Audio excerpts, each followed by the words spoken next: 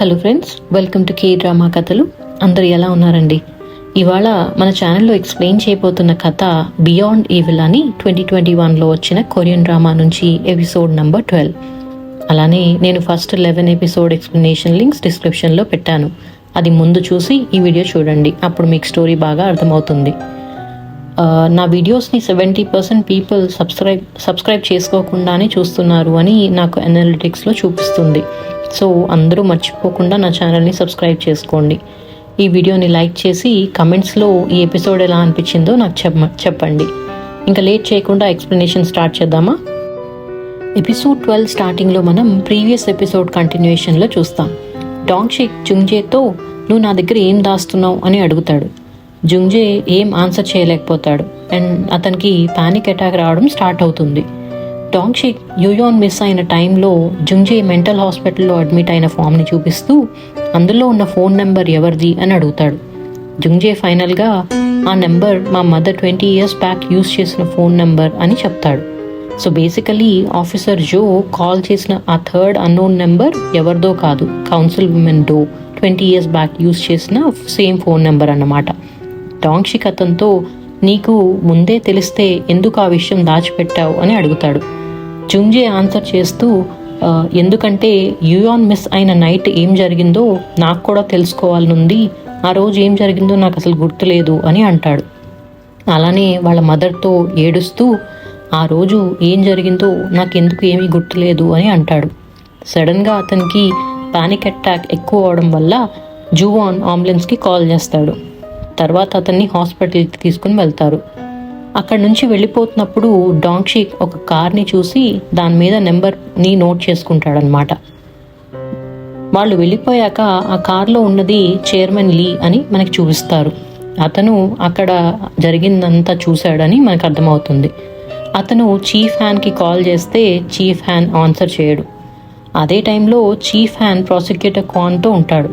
Prosecutor క్వాన్ chief నామ్ అడిగింది guitar pick forensic report గురించి అని చెప్పి సర్ప్రైజింగ్లీ దాని మీద ఎవరి ఫింగర్ ప్రింట్స్ దొరకలేదు, కానీ పోలీస్ రిపోర్ట్లో మాత్రం డాంగ్షిక్ ఆ గిటార్ పిక్ని అదే రోజు ఆఫ్టర్నూన్ యూజ్ చేశాడు అని చెప్పాడు అని అంటాడు. అలానే ఎవరో వాళ్ళ తప్పుని దాచిపెట్టుకోవడానికి ఆ ఫారెన్సిక్ రిపోర్ట్ చేంజ్ చేసి ఉంటారు అని డౌట్తో చెప్తాడు. నెక్స్ట్ సీన్లో డాంగ్షిక్ అండ్ జువాన్ని ముంజు పోలీస్ స్టేషన్ దగ్గర చూస్తాం. అక్కడ వాళ్ళు చీఫ్ నామ్ జిన్ముక్ని కలవడానికి వెళ్ళిన దాని గురించి మాట్లాడుకుంటూ ఉంటారు. జిన్ముక్కి బహుశా గిటార్ పిక్ గురించి ఏమన్నా తెలిసి ఉంటుంది, అందుకే చీఫ్ నామ్ అతన్ని కలవడానికి వెళ్ళారేమో అని జువాన్ అంటాడు. అంతలోకి అక్కడికి జీవా కూడా వస్తుంది. ఆమె ఆ ముంజు పోలీస్ స్టేషన్ ఎదురుగా ఉన్న బిల్డింగ్ చైర్మన్ లీ కంపెనీది అని, దానికున్న సీసీటీవీ ఫుటేజ్ గురించి కనుక్కోవడానికి అతనికి కాల్ చేస్తుంటే అతను ఆన్సర్ చేయట్లేదని చెప్తుంది. అక్కడున్న ఒక కార్ని చూసి డాంగ్షిక్ ఇది నిన్న మనం జుంగ్జేని హాస్పిటల్కి పంపిస్తున్నప్పుడు అక్కడే ఉంది అని చెప్తాడు. అది వాళ్ళు ఎంక్వైరీ చేస్తే చైర్మన్ లీ కార్ అని వాళ్ళకి అర్థమవుతుందన్నమాట. నెక్స్ట్ మనం council women Do and chairman లీని ఆమె ఆఫీస్లో చూస్తాం. అక్కడ అతను ఆమెతో నిన్న మీ అబ్బాయిని హాస్పిటల్కి తీసుకుని వెళ్ళడం చూశాను అని అంటాడు. కౌన్సిల్ ఉమెన్ డో కొంచెం కంగారు పడుతూ జుంగ్జేకి 21 years బ్యాక్ జరిగిన విషయం ఏమీ గుర్తులేదు అని చెప్తుంది. అలానే నా సెకండరీ ఫోన్ గురించి డాంగ్షిక్ అండ్ జువాన్కి తెలిసిపోయింది అని కూడా అంటుంది. మనకి మళ్ళీ ఎపిసోడ్ 10లో వీళ్ళిద్దరూ ఒక రెస్టారెంట్లో కలిసిన ఫ్లాష్ బ్యాక్ చూపిస్తారు. అందులో కౌన్సిల్ ఉమెన్ డో సెకండ్ ఫోన్కి ఆఫీసర్ జో కాల్ చేసి చీఫ్ నామ్ లాకర్లోంచి ఫారెన్సిక్ రిపోర్ట్ మిస్ అయిందని ఆయన తెలిసిపోయింది, మీరు అండ్ చీఫ్ జంగ్ ఇద్దరు బ్లేమ్ అంతా నా పైన తోసేద్దామని చూస్తున్నారేమో, నేను సైలెంట్గా ఉండను అని చెప్తాడనమాట. ఆమె నేను చూసుకుంటాను దాని సంగతి అని ఫోన్ పెట్టేస్తుంది. ఎదురుగా ఉన్న చైర్మన్ లీ ఆ విషయం గురించి అడిగినప్పుడు ఆమె 21 years బ్యాక్ ఆ గిటార్ పిక్ ఫారెన్సిక్ రిపోర్ట్లో జుంగ్జే ఫింగర్ ప్రింట్స్ రావడంతో దాన్ని నేనే చేంజ్ చేయించాను, మళ్ళీ ఇప్పుడు ఆ మారిన రిపోర్ట్ వల్ల ఏమైనా ప్రాబ్లం అవుతుందేమోనని దాన్ని చీఫ్ నా బ్లాకర్ నుంచి కూడా మాయం చేయించాను అని చెప్తుంది. చైర్మన్ లీ ఆమెతో ఈ విషయాన్ని 21 yearsగా నా దగ్గర దాచిపెట్టావా అని నవ్వుతాడనమాట. ఆమె అతనితో నువ్వు యూయాన్ బాడీని మాయం చేస్తా అన్నావు, కానీ అది డాంగ్షిక్ బేస్మెంట్లోకి ఎలా వచ్చింది అని అడుగుతుంది. దాంతో చైర్మన్ లీ టాపిక్ని డైవర్ట్ చేస్తూ ప్రాబ్లం సాల్వ్ కావాలంటే ప్రాబ్లం క్రియేట్ చేసే వాళ్ళని తీసేయాలి అని అంటాడు. బహుశా అందుకే ఇతను చైర్మన్ నామ్ని చంపేశాడు, చీఫ్ నామ్ని చంపేసి ఉంటాడేమో అని నాకు అనిపిస్తుంది. ప్రెజెంట్ టైంలో చైర్మన్ లీ కౌన్సిల్ ఉమెన్ డోతో జుంగ్జే ఒక టికింగ్ టైం బాంబ్ లాంటి వాడని, ఇప్పుడు అతను ఎక్కడున్నాడని అడుగుతాడు. కౌన్సిల్ ఉమెన్ డో మాత్రం నా సన్ని నేను జాగ్రత్తగా చూసుకుంటాను అని చెప్తుంది. చైర్మన్ లీ వెళ్ళాక ఆమె బాడీగార్డ్తో జుంగ్జేని అర్జెంటుగా హాస్పిటల్ చేయించమని చెప్తుందనమాట. కానీ ఆ బాడీగార్డ్ వాళ్ళు అక్కడికి వెళ్ళేసరికి జుంగ్జే అక్కడ ఉండడు. వాళ్ళు అక్కడంతా వెతికినా ఎక్కడా కనిపించడు. ఇంకోవైపు హాస్పిటల్ నుంచి పారిపోయిన జుంగ్జే జూవాన్ కార్ ఎదురుగా వస్తాడు. అప్పుడు అతనికి ఏదో ఒక ఫ్లాష్ గుర్తొచ్చి నేను ఒక డీర్ని యాక్సిడెంట్ చేశాను అని అంటాడు. జూవాన్ అతన్ని కార్లో ఎక్కించుకుని హాస్పిటల్లో డ్రాప్ చేయనా అని అడిగితే జుంగ్జే వద్దు, నన్ను ఎక్కడన్నా వేరే ప్లేస్కి తీసుకెళ్ళమని అడుగుతాడు. దాంతో జూవాన్ జుంగ్జేని డాంగ్షిక్ ఇంటి దగ్గర డ్రాప్ చేసి బేస్మెంట్లో ఉండమని చెప్పి వెళ్ళిపోతాడు. నెక్స్ట్ సీన్లో జేఈ రెస్టారెంట్లో అందరినీ చూస్తాం. అక్కడ డిటెక్టివ్ ఖాంగ్ వాళ్ళ వైఫ్ అయిన ఒక ఫోరెన్సిక్ టీమ్ ఆఫీసర్ కూడా ఉంటుంది.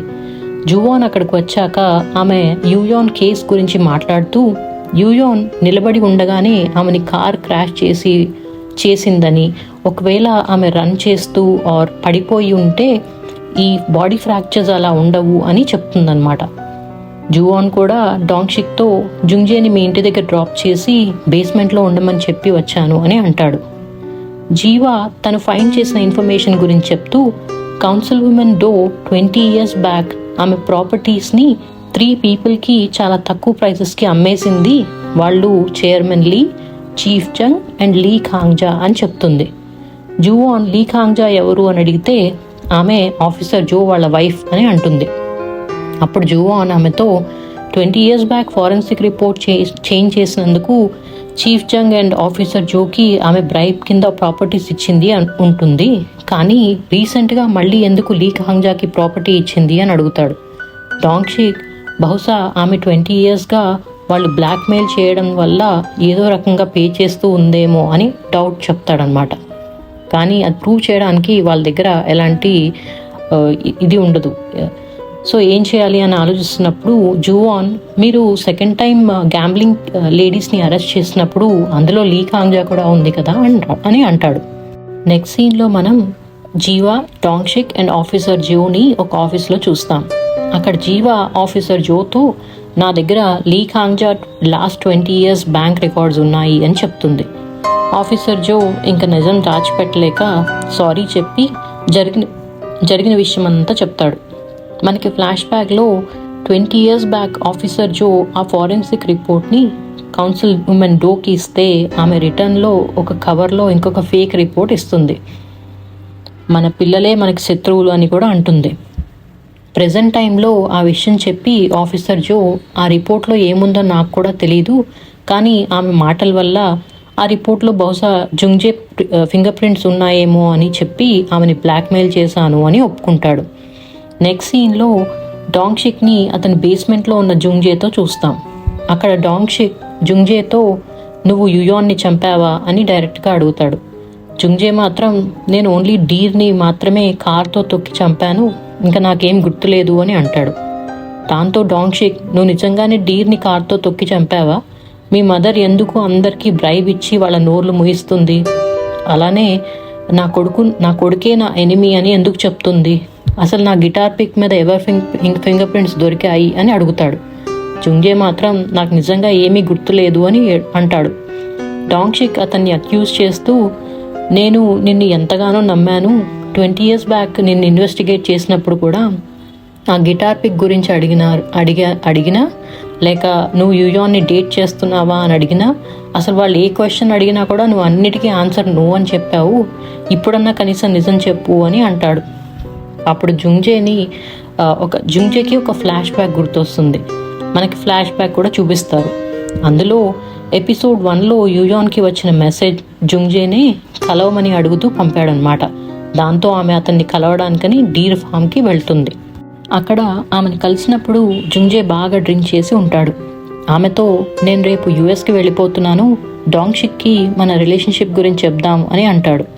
యూయాన్ కోపంగా ముందు మన రిలేషన్షిప్ గురించి మీ మదర్కి చెప్పు, మిగతా విషయం తర్వాత మాట్లాడదాం అని చెప్పి అక్కడి నుంచి వెళ్ళిపోతుంది.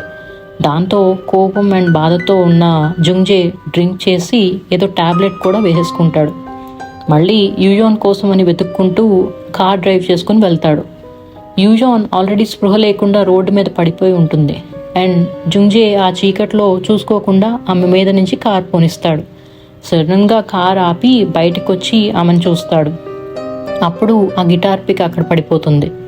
ప్రజెంట్ టైంలో ఈ ఫ్లాష్ బ్యాక్ అంతా గుర్తొచ్చిన జుంగ్జే డాంగ్షిక్తో ఏడుస్తూ, నేనే రోడ్డు మీద పడి ఉన్న యూయాన్ని కార్తో తొక్కి చంపేశాను, నన్ను కూడా చంపేయి అని పడి ఏడుస్తూ ఉంటాడనమాట. నెక్స్ట్ సీన్ కట్ అయ్యి జువాన్ని డాంగ్షిక్ బేస్మెంట్కి రావడం చూస్తాం. అక్కడ జుంగ్జే ఉండడు. దాంతో జుంగ్జే కన్ఫెస్ చేశాడన్నావు, మరి అతన్ని ఎందుకు వదిలిపెట్టావు?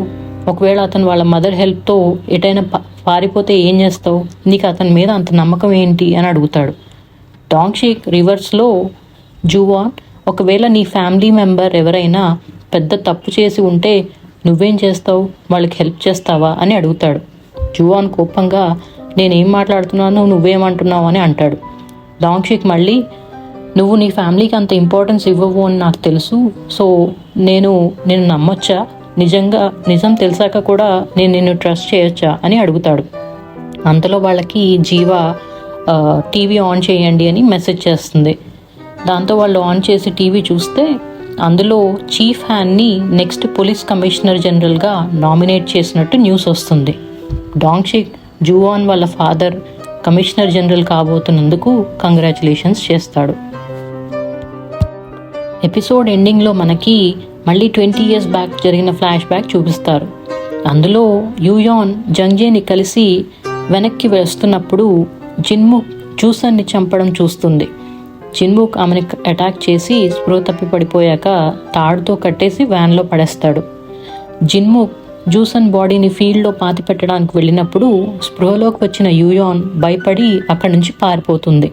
అలా పరిగెడుతూ వస్తున్న యూయాన్కి కార్ కనిపించడంతో రోడ్ మీదకి వెళ్ళి నుంచుని హెల్ప్ అని అడుగుతూ ఉంటుంది. ఆ కార్ హెల్ప్ చేయకుండా ఆమెని యాక్సిడెంట్ చేసి ముందుకు వెళ్ళి ఆగుతుంది. ఇక్కడ సిరీస్లో పెద్ద ట్విస్ట్ రివీల్ అవుతుంది. గెస్ చేయండి, ఆ కార్ ఎవరు డ్రైవ్ చేస్తున్నారో? ఆ కారు ఎవరో కాదు, చీఫ్ హ్యాన్ డ్రైవ్ చేస్తున్నాడు. ఈ విషయం తెలిస్తే జువాన్ ఎలా రియాక్ట్ అవుతాడో చూడాలనుంది నాకు. అంతేనండి, ఎపిసోడ్ 12 కంప్లీట్ అయింది. మీకు ఎపిసోడ్ ఎలా అనిపించిందో నాకు కమెంట్స్లో చెప్పండి. అలానే నా ఛానల్ని సబ్స్క్రైబ్ చేసుకుని ఈ వీడియోని లైక్ చేయండి. మళ్ళీ నెక్స్ట్ ఎపిసోడ్లో కలుద్దాం.